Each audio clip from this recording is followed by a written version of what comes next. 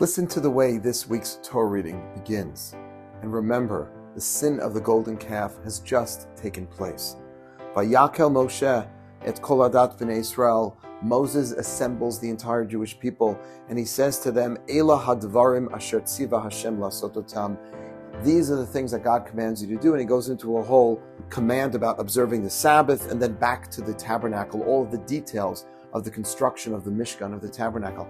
How can it be that after the worst possible transgression, after the Jewish people sunk to their lowest state, that they could just get back up, wipe off the dust, and start observing Shabbat, building the tabernacle, and going back to doing everything God wanted them to do?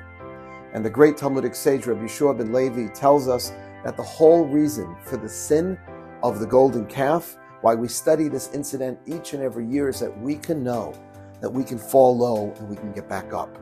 Right? Kitisa, last week's Parsha, may have been about failure, but this week, Vayakel and Pekude, those are about getting up. How do we deal in the aftermath of when something goes wrong in our life? How do we brush off the dust and get back to life?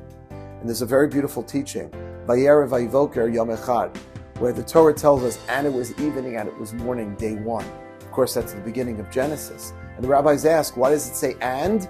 It was evening and it was morning. This is the first day of creation, to teach that God created many worlds, destroyed them, until he finally created the world we have. God himself is teaching us that we may not get things the right way.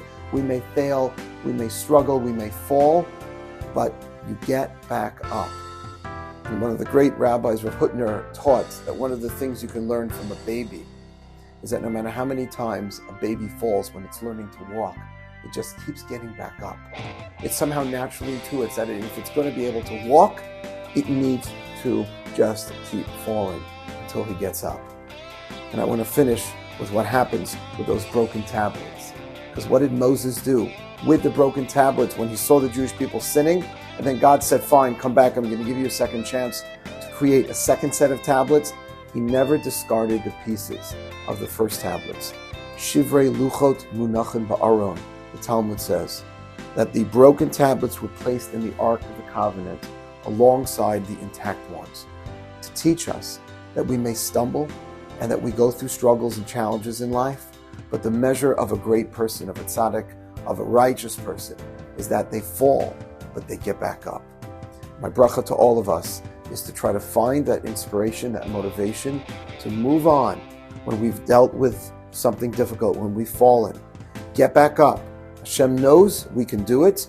We are given those challenges for the very precise purpose of being able to develop ourselves in the best possible way, because we know the greatest people in the world are not the ones who started perfect, but the ones who perfected themselves through constant conflict and struggle and hard work. Failure does not define us, it builds us. Shabbat Shalom.